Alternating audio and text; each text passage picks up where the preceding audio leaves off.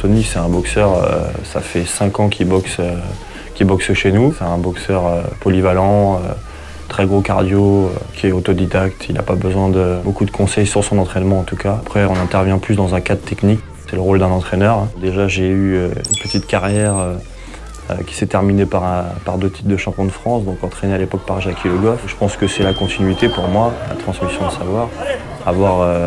Avoir des mecs comme Anthony, c'est un plaisir.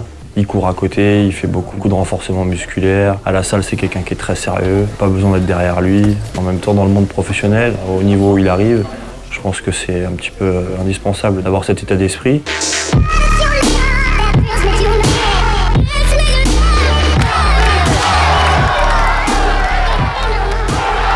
La préparation au combat, donc ça s'effectue déjà dans un premier temps dès les vestiaires, au niveau des bandages. Après, il y a tout un rituel de massage avec un produit qui s'appelle le Naman Muay. C'est un produit purement thaïlandais qui permet de moins sentir la douleur au niveau des coups. On le masse surtout au niveau des jambes pour que tous les impacts au niveau des jambes soient moins douloureux pour eux. Un shadow boxing, le boxeur se met en condition face à un adversaire imaginaire. On peut avoir une mise de PAO légère, faire monter le rythme cardiaque et faire rentrer un peu le boxeur dans son combat.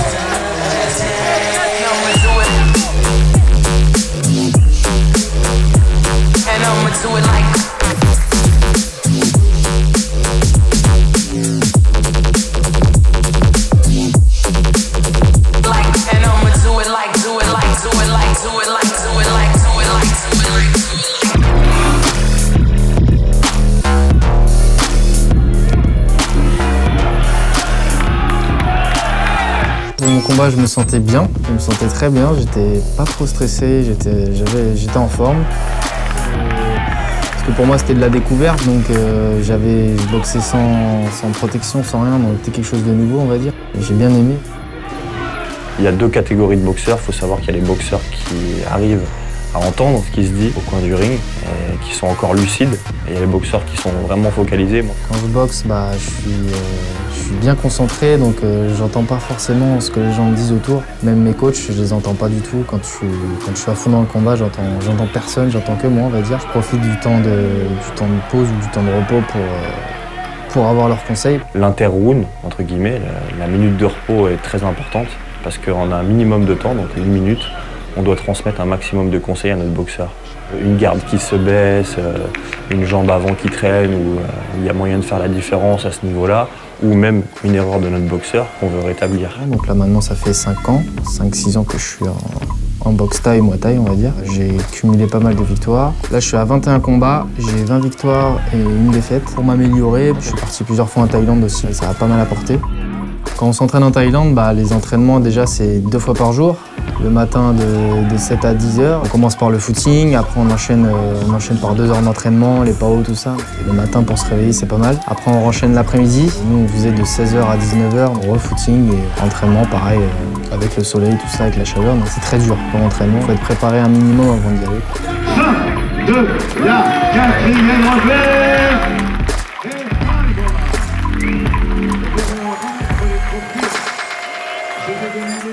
Donc je suis venu sur le Mans maintenant à l'ASL Boxing et partenaire de l'ASL Boxing pour revenir près de ma famille. Je boxe en K1 et en Muay Thai, donc je suis passé en professionnel cette année. Et maintenant le but recherché c'est de se faire plaisir. À 37 ans maintenant c'est vraiment du plaisir.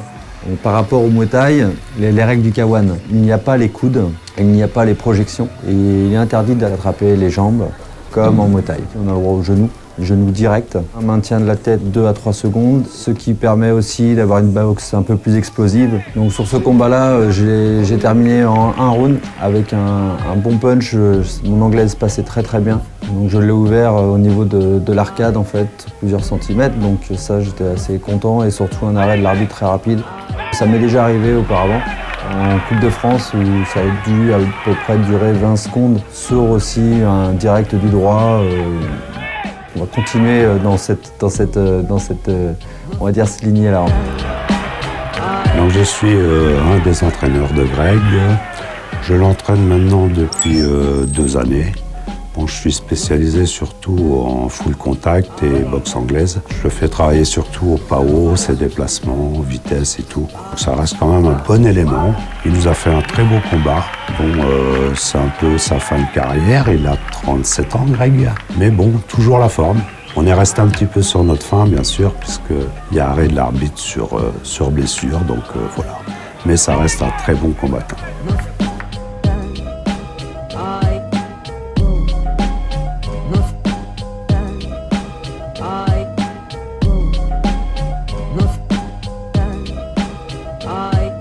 LM Dabita est fier d'avoir participé et avoir offert les 7 trophées.